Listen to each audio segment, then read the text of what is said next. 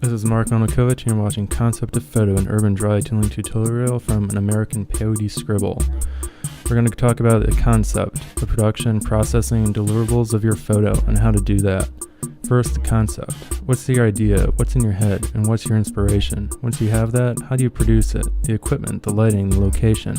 Once you have that perfect photo, how do you process it and expose your vision in Photoshop? And after you have this perfect photo delivered in Photoshop, how do you bring it to other people on the internet? In the concept stage, you develop your vision and you try to bring it to life. My vision is a climber in an industrial area wearing Doc Martens and using ice tools for some reason.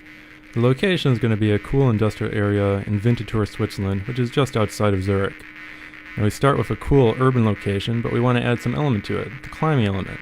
In this case, it's me using ice tools, which I hardly ever use for ice climbing anymore, because somehow it's more convenient just to take self-portraits with my ice axes. So we're going to take this climbing element, and we're going to throw it into the industrial landscape. To get the idea down on paper and kind of work with it better, I'm going to throw it into my lighting book.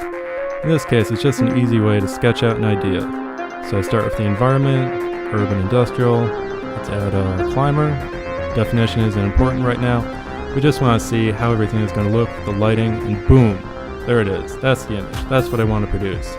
Now we just need to translate this to the real world. The concept is urban industrial, climbing, and coolness. In the production stage, all we're doing is translating that photo vision into real life. So we start for a cool urban location. We're going to shoot with a Minolta 7D, a 20mm lens, cheap Chinese radio triggers, and a context flash. The idea here is to shoot the flash into umbrella, get a nice distribution of light of a subject with good shadows that we can use in the post-processing environment in Photoshop to bring about a nice vision. Now assisting on this shot is Ubiquity ZH.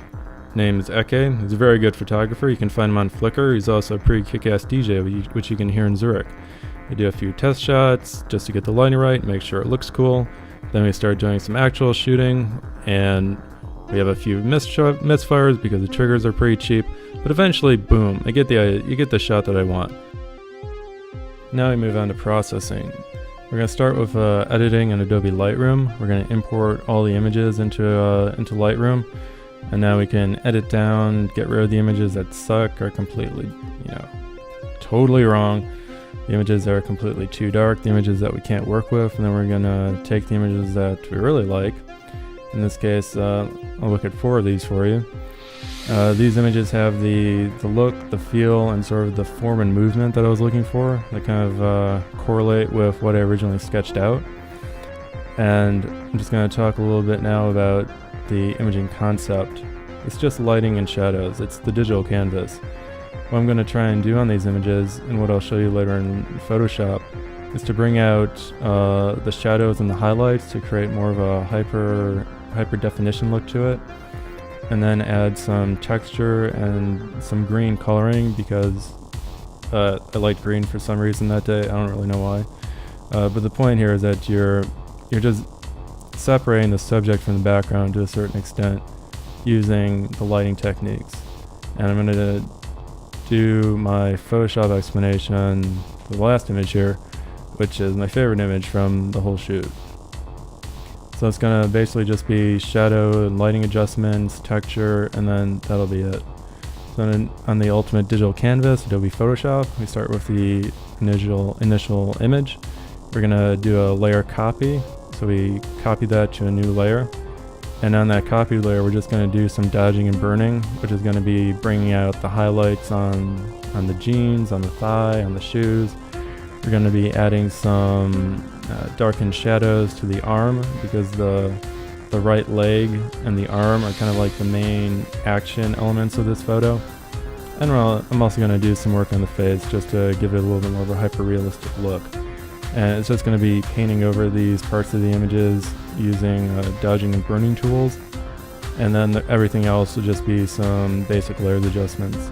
I first do a high pass filter. And what this does is kind of give a cool dark feeling to the whole image, but it was too dark for the main subject area. So what I did was to mask out that area of the image, just using the basic masking technique in Photoshop. And so I got rid of the high pass layer over the arm and the leg. I then added just a levels adjustment, added some green, which is what I wanted, and I shot a texture on location on one of the brick walls or one of the concrete walls, and I used that to give this image its gritty look. And then I just ended with some brightness and contrast adjustments, and boom, there's the final image, the one that was in my head previously. And now the final deliverables. In this case, I published most of my photos on Flickr. I called this one Urban Dry Tooling 1 because I'm pretty uncreative and, well, that's all I could think of at the time. On my website, you can also find more photos from the shoot on an American Peyote Scribble and some more thoughts behind creating photos, Photoshop, and anything else I feel like writing about, so check it out. Hope you enjoyed this tutorial on creating a dry tooling concept image. The music was by Kevin McLeod in this video, and check out UbiquityZH on Flickr. More cool content is found on my blog, An American Peyote Scribble. Thank you.